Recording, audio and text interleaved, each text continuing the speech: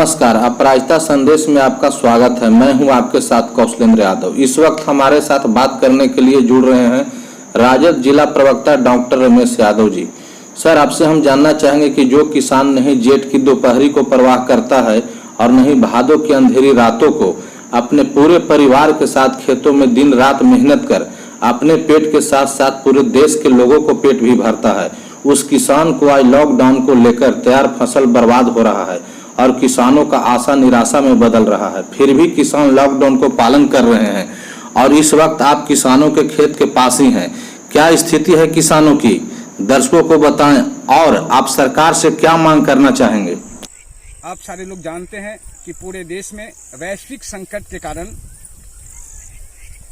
Lockdown जारी है और भारत के किसान, बिहार के किसान इसका पालन कर रहे हैं। पिछले कुछ दिन बिहार में जो बेमौसम बरसात हुई थी उससे बिहार के किसानों का रबी के फसल बुरी तरह से प्रभावित हो चुका था, बर्बाद हो चुका था।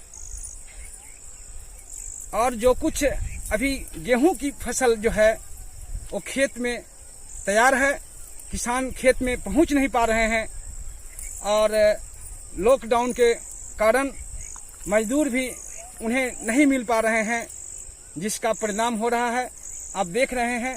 मैं आपको औरंगाबाद के मुफस्सिल थाने के बेला गांव में ले चल रहा हूं।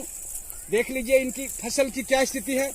ये गेहूं की फसल है जो पूरी तरह से पक कर झुलस कर तैयार है, वह कटने का इंतजार कर रहा है, लेकिन किसान विवश हैं, अपने तैयार खेत में जाने को नहीं जा पा रहे हैं लॉकडाउन के पालन करने के क्रम में।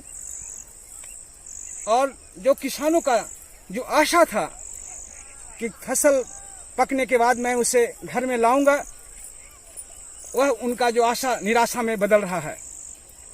आप जानते हैं कि भारत की आत्मा गांव में बसती है। यहाँ के जो अन्नदाता हैं उनके सामने आज भूखमरी की स्थिति पैदा हो गई है।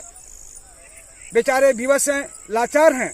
मैं सरकार से मांग करता हूं कि किसानों को अपराजिता संदेश से जुड़ने के लिए विजेंद्र जी आपको बहुत बहुत धन्यवाद। उनको अनुमति दी जाए, खेतों में मजदूर से फसल कटवाने की अनुमति दी जाए और सरकार के द्वारा किसानों को राहत हेतु आर्थिक सहयोग भी किया जाए।